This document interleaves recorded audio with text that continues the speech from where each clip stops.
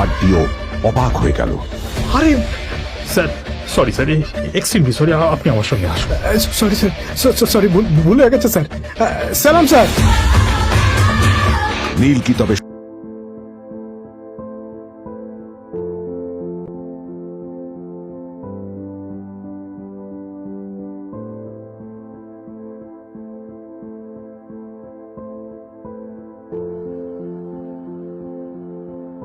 আদ্রিতার চোখে নীল ছিল নিছকই একজন চাকর।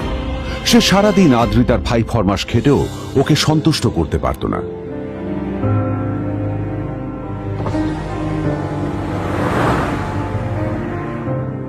এত কিছুর পরেও কেন একজন ধনী বাবা তার মেয়েকে গরিব ছেলের সাথে বিয়ে দেন?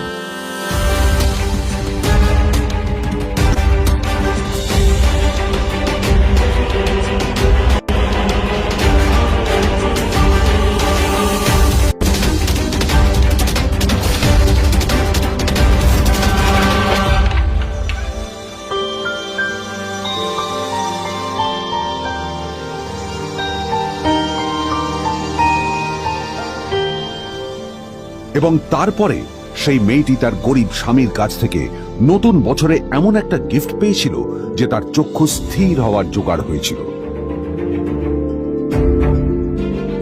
আর ওর স্বামী সম্পর্কে সত্যিটা জানার পর তো ও প্রায় অজ্ঞান হয়ে গিয়েছিল।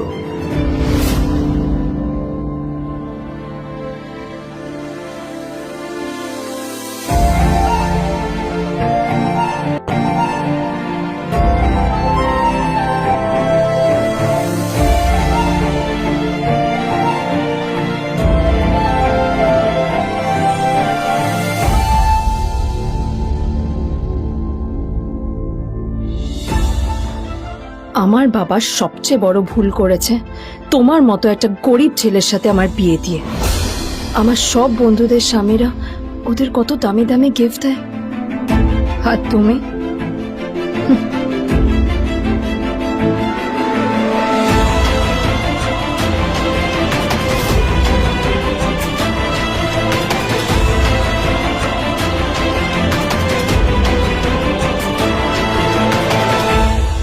আদ্রিতা তার বাবার কথায় নীলকে বিয়ে তো করেছিল, কিন্তু ও শর্ত দিয়েছিল যেন বাড়ির বাইরের কেউ না জানতে পারে যে নীল ওর স্বামী।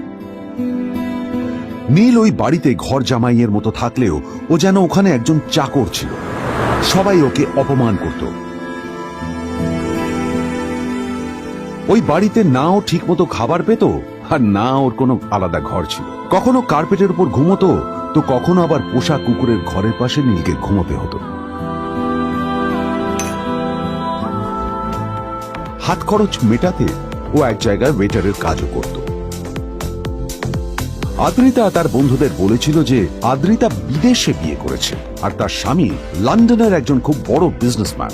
কিন্তু যখন আদ্রিতার বন্ধুরা ওকে ওদের স্বামীদের দেওয়া দামি দামি গিফটগুলো দেখাতো, তখন লজ্জায় ওর ভিতরটা পুড়ে ছাই হয়ে যেত।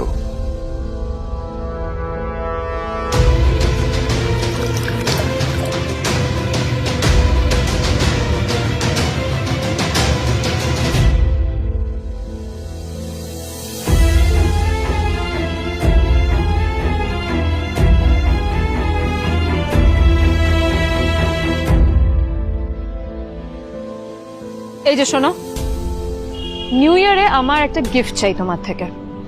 আর গিফট যেন দামি হয়, হ্যাঁ, মানে খুব দামি, কয়েক লাখ টাকা। ওকে? কয়েক লাখ টাকা? কিন্তু অদ্রিতা, এত টাকা আমি একসাথে কখনো দেখিনি। তোমাকে এত দামি গিফট আমি কি করে দেব? এটা তো তোমার বিয়ে করার আগে ভাবা উচিত ছিল। একজন পুরুষ মানুষ হয়ে নিজের স্ত্রীর এইটুকু ইচ্ছা তুমি পূরণ করতে পারবে না? স্ত্রীর এই কথাগুলো নীলকে আহত করে। নিঃশব্দে ওখান থেকে চলে যায় নীল।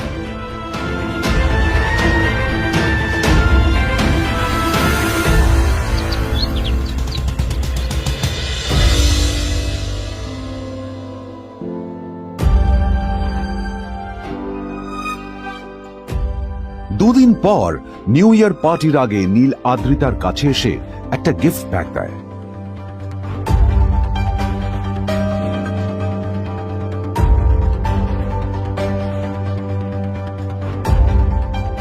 আদ্রিতা মুখ বেজার করে বাক্সটা খুলল, তবে তারপর বাক্সের ভেতরে গিফটটা দেখতেই ও চমকে গেল।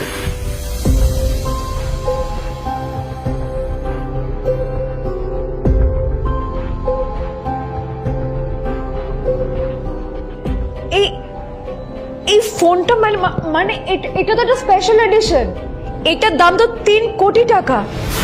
তুমি এটা পেলে কোথা থেকে?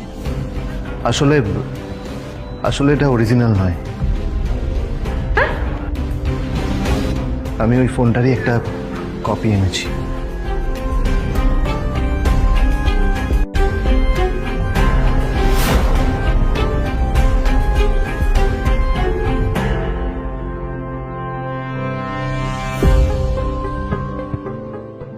কিন্তু আদ্রিতার নীলের কথা একটু সন্দেহ হয়, কারণ ফোনটা দেখে একেবারেই আসল বলেই মনে হচ্ছিল। পরের দিনই আদ্রিতা ওই কোম্পানির শোরুমে গেল। এই ফোনটা একটু দেখুন না প্লিজ। ওয়াও, আচ্ছা ম্যাম, আপনি কি মিস্টার রয় চৌধুরীর বন্ধু? কে মিস্টার রয় চৌধুরী? ও আপনি কি ওই রয় চৌধুরী গ্রুপ অফ ইন্ডাস্ট্রিজ এর মালিকের কথা বলছেন? হ্যাঁ। না না, আমি ওনাকে চিনি না। আমি কেন, আমার মনে হয় কেউই ওনাকে চেনে না। বড় বড় মানুষেরাই ওনা দেখা পান না। আমিও কোনোদিন ওনাকে দেখিনি, কিন্তু সাডেনলি আপনি এই প্রশ্নটা করলেন কেন? অ্যাকচুয়ালি ম্যাম, আপনার হাতের এই ফোনটা আসলে এটা ফোনের স্পেশাল এডিশন। এই কাটিং, এই ডিজাইন, এই লোগো, এটা জাল করা ইজ নেক্সট টু ইম্পসিবল। আর গোটা ভারতে বিক্রি হওয়া এই ফোনের সেকেন্ড পিস এটা, যেটা মিস্টার রয় চৌধুরী কিনেছিলেন। সেজন্য জিজ্ঞেস করছি ম্যাম, আপনি এই ফোনটা কোথা থেকে পেলেন? তবে কি নীলই মিস্টার রয় চৌধুরী, নাকি নীল এই ফোনটা চুরি করেছে? বেকার নীলের কাছে কোটি টাকার ফোন কোথা থেকে এলো? নীলের সত্যিটা তাহলে কি? আর ও যদি সত্যি বড় লোক হয়ে থাকে, তবে ও নিজের শ্বশুর বাড়িতে খরচামাই হয়েই বা থাকে কেন? আদ্রিতা এসব কথাই মনে মনে ভাবছিল। তবে আদ্রিতার বিশ্বাস ছিল যে কোনো না কোনো মতলব করেই নীল এই ফোনটা আদ্রিতার জন্য নিয়ে এসেছিল। কিছুদিন পর আদ্রিতা সেই ফোনটার কথা ভুলে গেল। নীল সকাল সকাল ঘুরতে বেরিয়েছে বাইরে।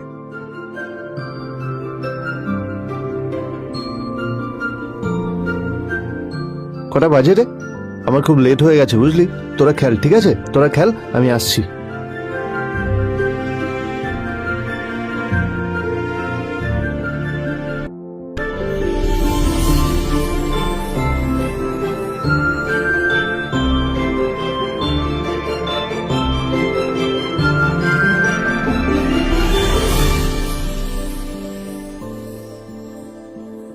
নীল, জল পড়ছে না কেন দেখো না।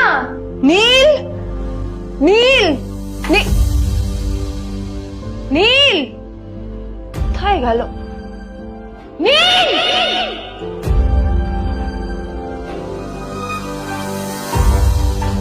নীল, নীলকে ডাকছে কেন বলতো? ওইদিকে বাড়িতে আদ্রিতা আর চিত্রা আশ্চর্য হয়ে গেল যে নীল হঠাৎ কোথায় উধাও হয়ে গেল। মা তোমাকে কিছু বলে গেছে নীল? হ্যাঁ, কোথায় গেছে ও? না, আমি ওর কোনো খোঁজ খবর রাখি না। আমার একটা কথা মনে হচ্ছে, ওকে না এবার একটু শীতে করতে হবে। একটা কাজে যদি আসতো ছেলেটা, যখনই কোনো কাজের কথা বলি ভ্যানিশ হয়ে যায়। আমি ওকে বলেছিলাম R&B গোল্ডেন ডায়মন্ড থেকে আমার সেটটা নিয়ে আসতে, আনেনি। আনেনি। আজকেও ভালো করে অফিসে নিয়ে যাব, ভ্যানিশ হয়ে গেল। কোথায় গেল কে জানে। আমার ভাগ্যে জুটেছে এরকম একটা ছেলে। এই যে তুমি, তুমি কেন বিয়েটা দিয়েছিলে আমাকে? এটা আবার কি বলছিস? আমার কি দোষ? দেখ, ওই অসভ্য ছেলেটার সাথে বিয়ে দিতে চাইনি। যা করেছে তোর বাবা করেছে, এটা আমার কোনো দোষ। তখনই হঠাৎ নীল সেখানে এসে উপস্থিত হলো, কিন্তু ও দুজনকে উপেক্ষা করে ভিতরে চলে যাওয়াই শ্রেয় মনে ও, করল। এই যে লাট সাহেব ফিরলেন রাজকার্য করে। এদিকে এসো, তোমার ফাঁকিবাজির আলোচনাই এখানে চলছে। মা এসো। প্লিজ থাক, মা থাক, ভাল লাগছে না। এমনিতেই অফিসের জন্য আমার লেট হয়ে যাচ্ছে, আর বিজন আমার ওয়েটও করছে। বিজনের নাম শুনেই নীলের মুখটা ফ্যাকাশে হয়ে গেল। আদ্রিতা নীলকে উপেক্ষা করেই বলল, আরে যে এই ছেলেটার মতো আর একটা ফাঁকিবাজ না তুমি পাবে না। তুমি কেন দাঁড়িয়ে আছো? এই যে শোনো শোনো শোনো শোনো, দাঁড়িয়ে আছো কেন? তোমাকে আমি বলেছিলাম R&B গোল্ড ডায়মন্ড থেকে সেটটা তুলেছো, তোলোনি তো। এইটা চাই না আমার। তুমি আমার সাথে অফিসে যাবে, ফেরার পথে তুমি সেটটা নিয়ে আসবে। তোমার জন্য সবসময় লেট হয়ে যাবে, তোমার জন্য। বিরক্ত লাগে। আর ব্যাগটা নিয়ে ওর পেছন পেছন কোথায় যাচ্ছ? যা দিয়ে ওখানে রেখে এসো। নীল চিত্রার সাথে মাঝে মাঝে ঝগড়া করলেও তার স্ত্রী আদ্রিতার সাথে ও কখনো ঝগড়া করতো না। সত্য সব অপদার্থ।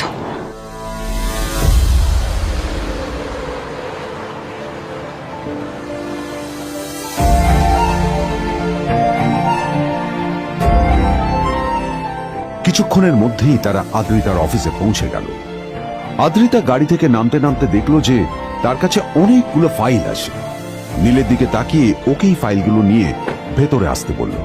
চলো, হা করে দাঁড়িয়ে আছো কেন? ফাইলগুলো নিয়ে ভেতরে এসো।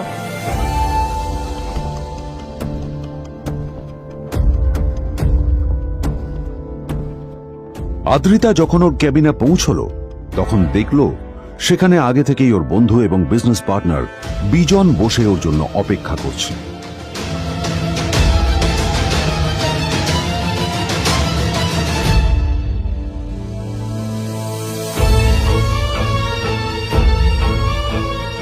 কোথায় ছিলে বলো তো?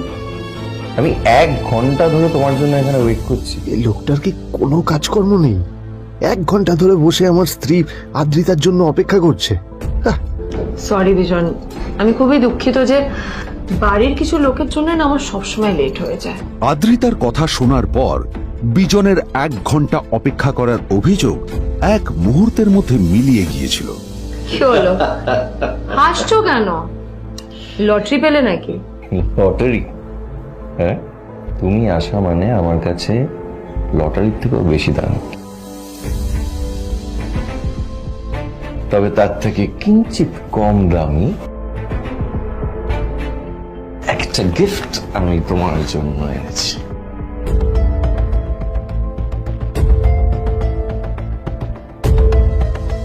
This is a rare diamond necklace for you. এটা আমার জন্য? সত্যি? এই শহরে এটা খুঁজে পাওয়া খুব বিরল। Just like you. Like it? Thank you. You're welcome. Thank you for the gift. আসি তাহলে এখন।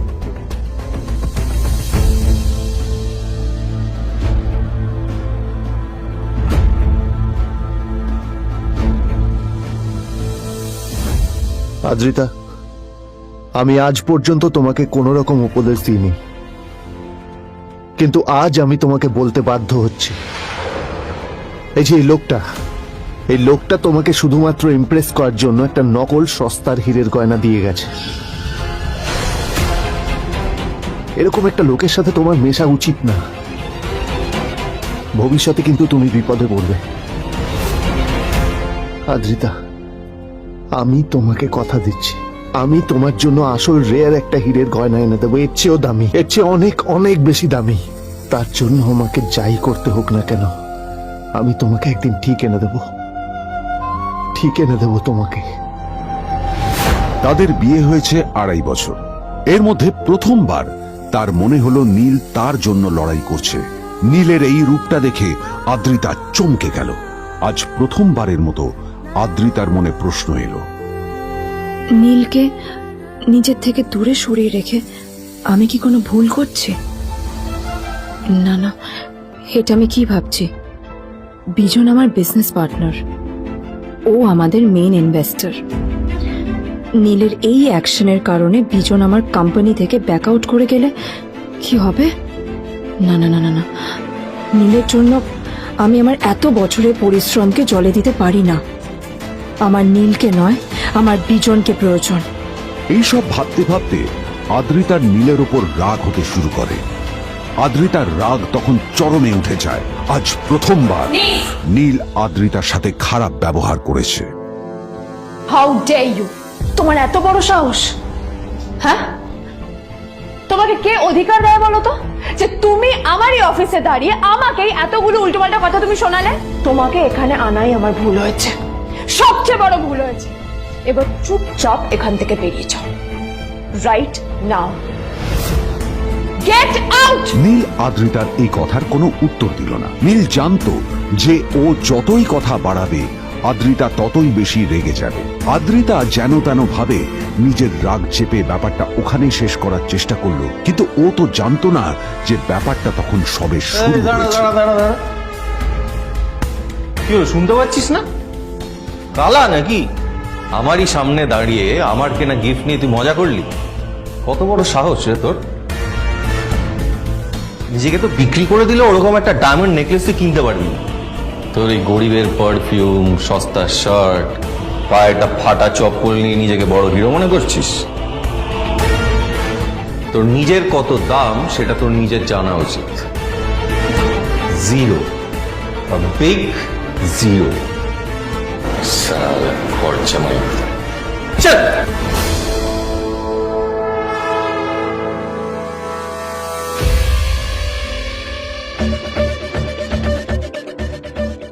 নীল তখনও ঝামেলা করার মেজাজ ছিল না, কিন্তু যখন কেউ অন্যের নীরবতা সুযোগ নিতে শুরু করে তখন কথা বলাটা প্রয়োজন।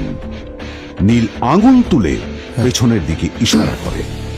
প্রথম কথা, ওই যে ওখানে দাঁড়িয়ে আছে,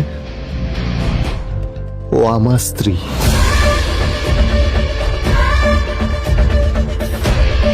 তাই আমার স্ত্রীকে তোমার নেকলেস দেওয়ার কোনো অধিকার নেই। ওকে যদি নেকলেস দিতে হয় তাহলে আমি দেব। তাই এসব ফ্রডগিরি বন্ধ করো। আর দ্বিতীয় কথা, যার পকেটে পয়সা নেই ঝনঝন আওয়াজ করা তার মানায় না।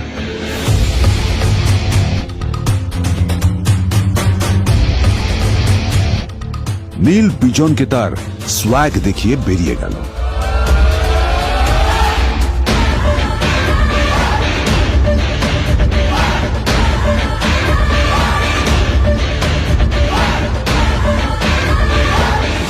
আদ্রিতার রাগে গজগজ করছিল।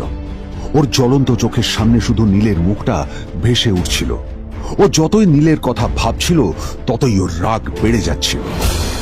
গত কয়েক মাস ধরে আদ্রিতার কোম্পানির অবস্থা একেবারেই ভালো ছিল না। আদ্রিতা তা সামলানোর আপ্রাণ চেষ্টা করছিল। কি যে করবেও সেইটাই বুঝে উঠতে পারছিল না। তারপর বিজনের সাথে ওর দেখা হলো, আর তখনই বিজনের সাথে ওর বন্ধুত্ব হলো। বিজন একটা খুব বড় পরিবারের সদস্য। আজ বিজন শুধুমাত্র আদ্রিতার কোম্পানির একজন বিজনেস পার্টনারই নয়, সাথে বড় ইনভেস্টরও। আর শুধুমাত্র বিজনের কারণেই আদ্রিতার কোম্পানি এখনো চলছে। এই কোম্পানির সমস্ত লস বিজনই বহন করে এবং আদ্রিতারও ওকে তাই খুব প্রয়োজন। বিজনের সাথে বন্ধুত্ব করা আদ্রিতার পক্ষে সহজ কাজ ছিল না। অনেক কাঠখড় পুড়িয়ে আদ্রিতা ওর কাছাকাছি এসেছিল। সবকিছু ঠিকঠাকই চলছিল, সবকিছুই আদ্রিতার প্ল্যান অনুযায়ী হচ্ছিল, কিন্তু নীল আজ এসে সবকিছু নষ্ট করে দিল। জাস্ট কি দরকার ছিল বুঝতে পারছি না। কি দরকার ছিল নীলের বিজনকে এতগুলো কথা শোনানোর? এবার বিজন আমাকে টাকা দেবে কিনা সেটাও জানি না। আমার কোম্পানিতে ইনভেস্ট করতে চাইবে কিনা সেটাও বুঝতে পারছি না। কি করব?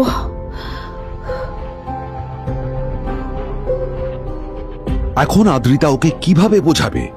ভুল করে যদি বিজন ওর টাকা ফেরত চায় তবে আদ্রিতার কোম্পানি সেন কর্পোরেশন খুব বড় সমস্যায় পড়ে যাবে। তারপর কি হবে?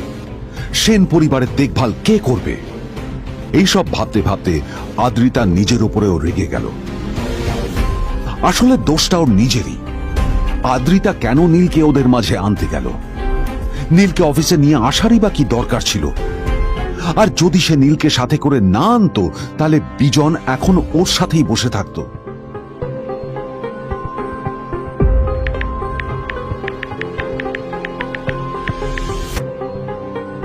প্যামেলা, আমি মিটিংয়ে বেরোবো, আমার চেঞ্জটা একটু নিয়ে এসো প্লিজ। Thank you. আর অন্যদিকে সেন কর্পোরেশনের অফিস থেকে বেরিয়ে নীলের খুব ফুরফুরে লাগছিল। তখনই হঠাৎ ওর ফোনটা বেজে উঠল। ফোনটা ছিল মিস্টার রায় চৌধুরী। তিনি ছিলেন শহরের সব থেকে বড় বিজনেসম্যান। হ্যাঁ মিস্টার রায়চৌধুরী, আমি আপনাকেই ফোন করতে যাচ্ছিলাম। আমি একজন বিশেষ লোকের সাথে তোমার একটা মিটিং ফিক্স করেছি। ওর অ্যাড্রেস আমি তোমাকে টেক্সট করে দিয়েছি। আমি চাই তুমি ওই লোকটার সাথে মিট করো। ঠিক আছে, আমি যে কোনো কারোর সাথে দেখা করতে পারি, কিন্তু তার জন্য আপনাকে আমার দুটো শর্ত মানতে হবে। প্রথমটা, আমার জন্য একটা রেয়ার হীরের নেকলেস আপনাকে জোগাড় করে আনতে হবে, আর দ্বিতীয়টা আমি আপনাকে টেক্সট করছি, এটাও কিন্তু একই রকম জরুরি। এই দুটো কাজ আপনাকে যত তাড়াতাড়ি সম্ভব করে ফেলতে হবে আমার জন্য, ঠিক আছে? তোমার অ্যাকাউন্টে কিছু টাকা পাঠিয়েছি, কিছু জামা কাপড় কেনো, যাতে তুমি ভদ্র সমাজে আসার যোগ্য হও, আর তোমাকে আমি স্বামীর পরিচয় দিতে লজ্জা না পাই। তোমার কারণে আমার পরিবার লজ্জা পাবে, আমি সেটা চাই না। যখনই দেখি তখনই তুমি ভিখিরির মতো ছেঁড়া ফাটা জামা কাপড় পরে থাকো। আসলে আদ্রিতার বাড়িতে আজ ফ্যামিলি ডিনার পার্টি ছিল, আর শেষবার নীলের জন্য ওকে অনেক ঝামেলা পোহাতে হয়েছিল। মেসেজ পড়ে নীল ফোনটা নিজের পকেটে রেখে রাস্তার ধারে গিয়ে একটা ট্যাক্সি থামানোর জন্য হাত বাড়িয়ে দিল। নীল ট্যাক্সি ধরে গোল্ডেন সিটি অ্যাভিনিউর দিকে বেরিয়ে পড়ল। গোল্ডেন সিটি অ্যাভিনিউ শুধু কলকাতারই নয়, এটা ছিল সারা পশ্চিমবঙ্গের সবচেয়ে বিলাসবহুল সোসাইটিগুলোর মধ্যে একটা। আসলে এই সেই জায়গা যেখানে মিস্টার রায়চৌধুরী আজ তার জন্য গোপন মিটিং ফিক্স করেছিলেন, কিন্তু নীল কার সাথে দেখা করতে যাচ্ছে এ সম্পর্কে ওর কোনো ধারণাই ছিল না। যখন নীল সেখানে পৌঁছলো, পুলভিলার বাগানে বসে থাকা লোকটিকে দেখে রাগে নীলের রক্ত ফুটতে শুরু করলো। নীল ওখানে না দাঁড়িয়ে বেরিয়ে গেল। তখনই হঠাৎ একটা মেসেজ এলো। আসলে আজ আদ্রিতার ফ্যামিলি গ্যাদারিং এ যাওয়ার আগে নীলকে ওর হাই স্কুলের রিইউনিয়নেও যেতে হতো। গ্র্যাজুয়েশনের পর এত বছরে এই প্রথম নীল তার কোন কলেজ বা স্কুলের রিইউনিয়নে যাচ্ছে। এতগুলো বছরে নীল তার কোনো বন্ধুর সাথেই দেখা করেনি।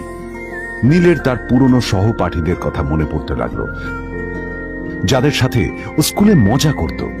আজ আবার ওদের সকলের সাথে নীলের দেখা হবে।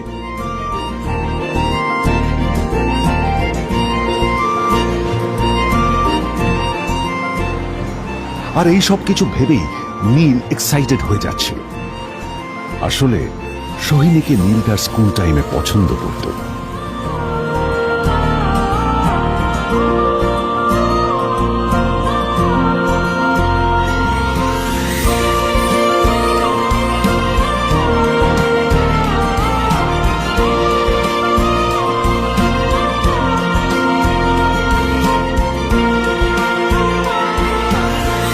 অন্যদিকে সেম কর্পোরেশনে ইনভেস্টরদের সঙ্গে আদ্রিতার মিটিং একেবারেই ভালো যায়নি। তাকে দেখে বেশ গম্ভীর মনে হচ্ছিল।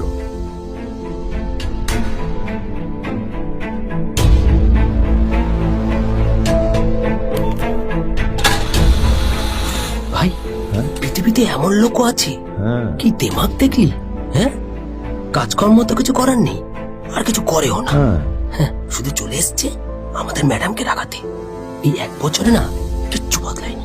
আরে আমি তো ভেবেছিলাম যে এর সাথে ম্যাডামের আর কোনো সম্পর্কই নেই, কিন্তু না, এখন যা দেখছি উল্টে ম্যাডামের মাথায় উঠে নাচছে। আমার মাঝে মাঝে মনে হয় এদের দুজনের বিয়ে কিভাবে হলো। আর বিয়ে তো অনেক পরের কথা, 2 বছর হয়ে গেল এদের এখনো ডিভোর্স হলো না। হ্যাঁ, আমার তো ভাবলে কিরকম অবাক যা লাগছে। বলেছিস।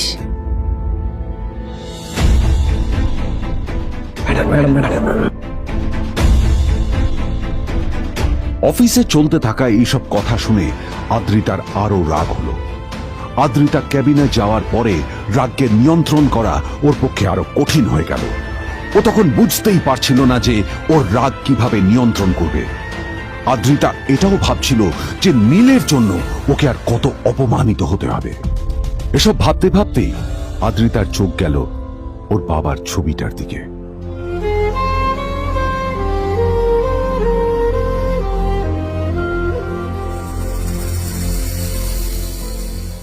আমি তো তোমার সবচেয়ে প্রিয় মেয়ে ছিলাম বাবা,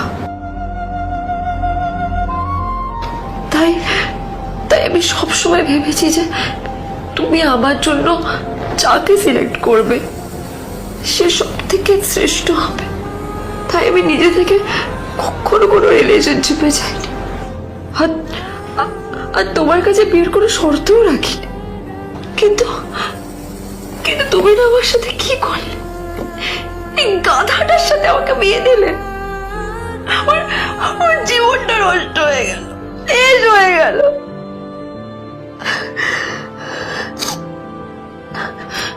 আমি যদি একটু জানতাম যে ও ও কিছু করে না, ঘর চাপাই হয়ে থাকবে, এসব কাজকর্ম করে, তাহলে আমি কোনোদিনই বিয়েতে রাজি হতাম না বাবা, কোনোদিন না, কোনোদিন।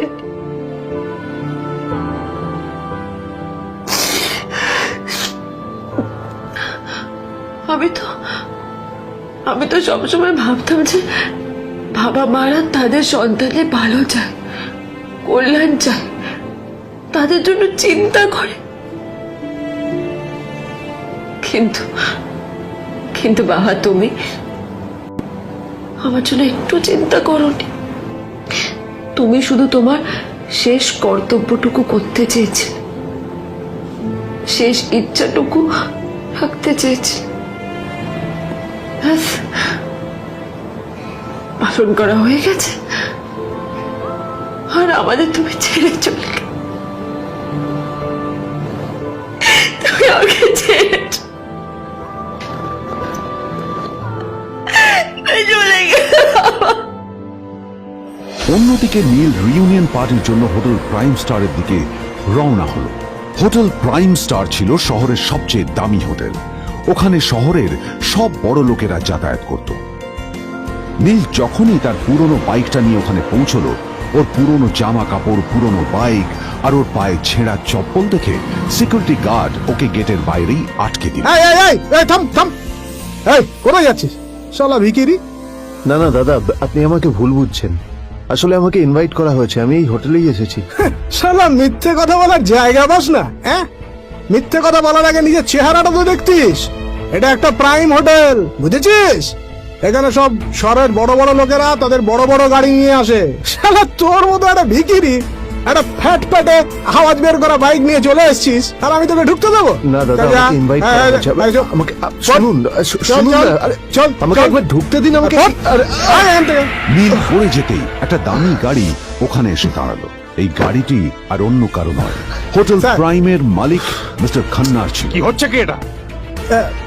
হোটেলের গেটের সামনে এসব এসব ক্যাশ চলছে এখানে। হোটেলের বদনাম হবে না এতে? স্যার দেখুন না, এই যে ভিখিরিটা হোটেলে ঢুকতে যাচ্ছে, আমি বারণ করছি, শুনছে না স্যার? শালা, আপনি কি করতে আছেন? কে, কি হচ্ছে দেখি দেখি কে? মিস্টার খান্না তার চশমা খুলে নীলের দিকে দেখলেন, আর ওনার মুখটা হাঁ হয়ে গেল।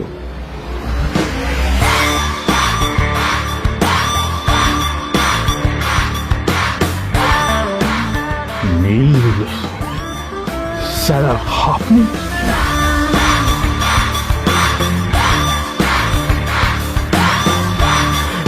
Extremely sorry sir. Sir sir, আপনি একটা ইনফর্ম করেননি কেন আমাকে? আপনি আসবেন জানলে তো আমি নিজে রিসিভ করতে আসতাম আপনাকে। ছি ছি ছি ছি ছি ছি। ঠিক আছে, আপনি ব্যস্ত হবেন না প্লিজ। জানোইনি কে? নিজের বসকে এভাবে একজন ভিখারিকে হাতে পায়ে ধরতে দেখে গার্ডটিও অবাক হয়ে গেল। আরে sir, sorry sir, extremely sorry, আপনি আমার সঙ্গে আসবেন। সরি স্যার, সরি, ভুল হয়ে গেছে স্যার। সালাম স্যার। নীল কি তবে সত্যিই একজন খুব